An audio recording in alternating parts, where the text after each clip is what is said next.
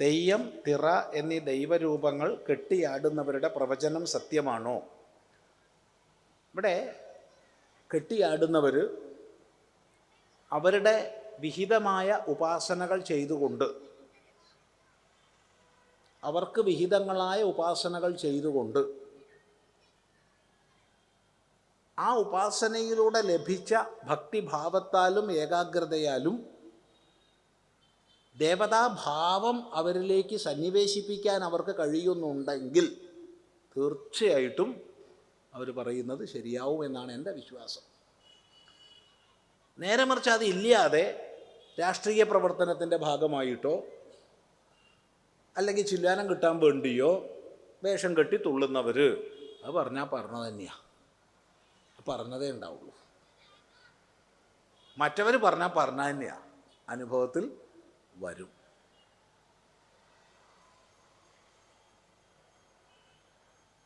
അത് വേർതിരിക്കാൻ നമുക്കറിയില്ല. ശരിയായ ഉപാസനാനിഷ്ഠയോടുകൂടി കഴിയുന്നവരായിരിക്കും. അവർ സ്വയം ആ ദേവതാഭാവത്തെ പ്രാപിക്കുകയാണ്. ദേവതാഭാവത്തെ സ്വയം പ്രാപിക്കുകയാണ്. അത് തന്നെയാണ് വെളിച്ചപ്പാടിൻ്റെ സ്തുതിയും. തൊട്ടടുത്ത ചോദ്യം കോമരങ്ങളും അഥവാ വെളിച്ചപ്പാട് എന്താണെന്നാണ്. നിരന്തര ഉപാസനയിലൂടെ തൻ്റെ വൈയക്തികമായ ഭാവം പോയി ദേവതാഭാവം തന്നിലൂടെ പ്രവർത്തിക്കുന്നതാണ് ഈ വെളിച്ചപ്പാടെന്ന് പറയുന്നത്. അവിടെ തൻ്റെ ജീവാത്മഭാവത്തിനപ്പുറത്ത് ദേവതാത്മഭാവം പ്രകാശിക്കുന്നു. അത് നിരന്തര ഉപാസനയിലൂടെ സാധിക്കുന്നതാണ്. അതവർക്ക് അവരുടേതായ വിധാനങ്ങളുണ്ട്, അവരുടേതായ ഉപാസനാ ക്രമങ്ങളുണ്ട്. അവരാണ് വെളിച്ചപ്പാടായി തീരുന്നത്. അപ്പോൾ എല്ലാ വെളിച്ചപ്പാടും അങ്ങനെയാണോ എന്ന് പറയാൻ എനിക്ക് സാധ്യമല്ല. അത് ഓരോരുത്തരെങ്ങനെയാണോ, വെറുതെ പുറത്ത് കാണിക്കുന്നവരാണോ പൈസയ്ക്ക് വേണ്ടി തുള്ളുന്നവരാണോ അറിയില്ല, അങ്ങനെയുള്ളവരുണ്ടാവാം. എന്നാൽ ഉപാസനാഭാവത്തിൽ ചെയ്യുന്നവർ, അതിനൊക്കെ ഒരു ഗുരുപദേശമുണ്ടേ, ഒരു സമ്പ്രദായമുണ്ട്. ഒരു വിഷയം പ്രത്യേകം ശ്രദ്ധിക്കേണ്ടത്, ഈ വേദം അല്ലെങ്കിൽ ഇതിഹാസം അല്ലെങ്കിൽ പുരാണം അല്ലെങ്കിൽ ധർമ്മശാസ്ത്രം തന്ത്രശാസ്ത്രം എന്ന് പറഞ്ഞ് എഴുതപ്പെട്ട ഗ്രന്ഥങ്ങൾ മാത്രമല്ല സനാതനധർമ്മം. മറിച്ച് ഗുരുപദേശത്തിലൂടെ തുടർന്നു പോരുന്ന പല ക്രമങ്ങളുണ്ട്. അതിഗുഹ്യങ്ങളായ രഹസ്യങ്ങളായ പല സമ്പ്രദായങ്ങളുണ്ട്. അവിടെ സൂക്ഷ്മങ്ങളായ മന്ത്രവിധാനങ്ങളും മന്ത്രശാസ്ത്രങ്ങളും ഉണ്ട്. മന്ത്രശാസ്ത്രങ്ങൾ അധികവും എഴുതപ്പെട്ടതേ അല്ല, മറിച്ച് രഹസ്യമായി ഗുരു ശിഷ്യന് പകർന്നു കൊടുത്തുകൊണ്ട് തലമുറകളായി പിന്തുടരപ്പെടുന്നതാണ്. അങ്ങനെയുള്ള മന്ത്രവാദത്തിൻ്റെ, അങ്ങനെയുള്ള മലവാരത്തിൻ്റെ, അങ്ങനെയുള്ള ശാക്തേയ ശൈവാദി വിഭാഗങ്ങളിലുള്ള പല ക്രമങ്ങളുണ്ട്.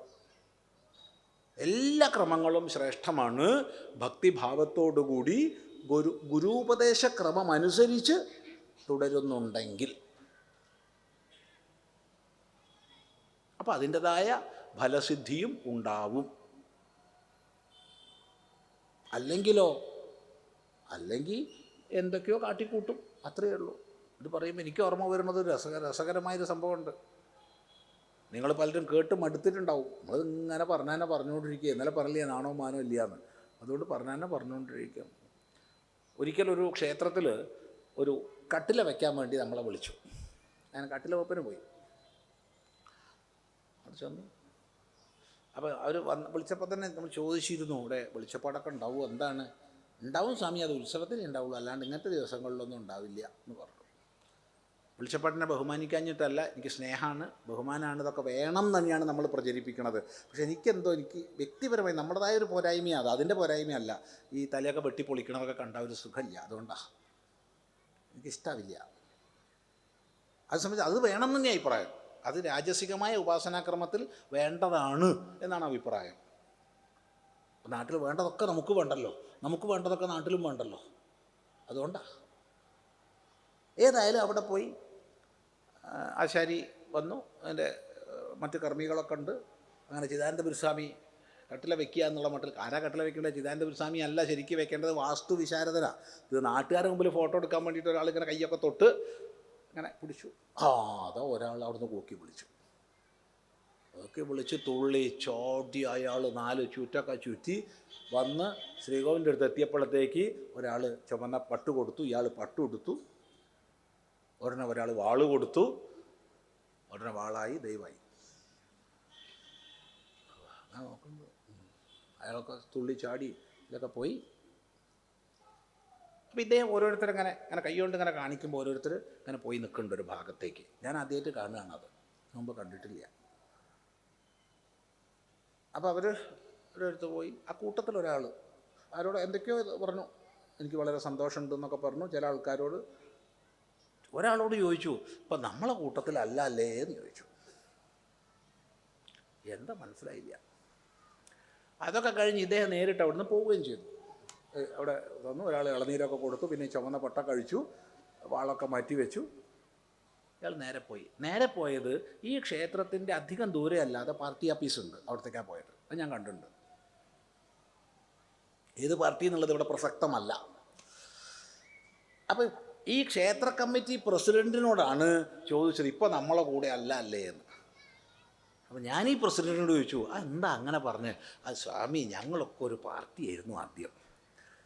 അപ്പോൾ എന്നെ പാർട്ടിയാണ് സത്യത്തിൽ അമ്പല കമ്മിറ്റിയിലേക്ക് നിയോഗിച്ചത്.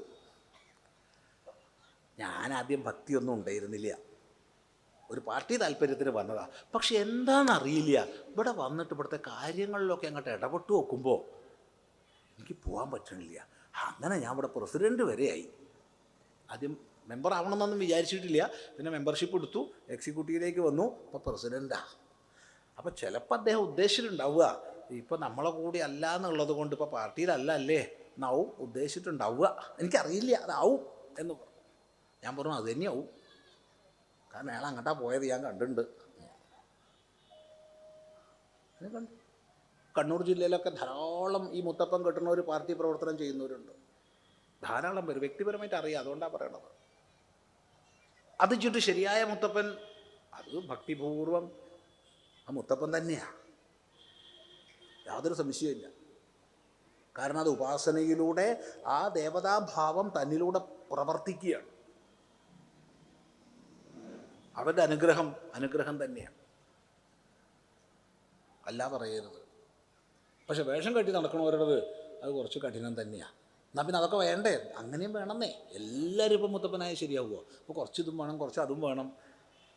അതിനെ കുറ്റം പറയരുത്. അതുകൊണ്ട് എല്ലാ പാർട്ടിക്കാരും ഇതൊക്കെ ആവുക എന്നാണ് എനിക്ക് പറയാനുള്ളത്. എല്ലാ പാർട്ടിക്കാരും ആവുക, അല്ലാണ്ട് ഇപ്പം എന്താ പറയുക?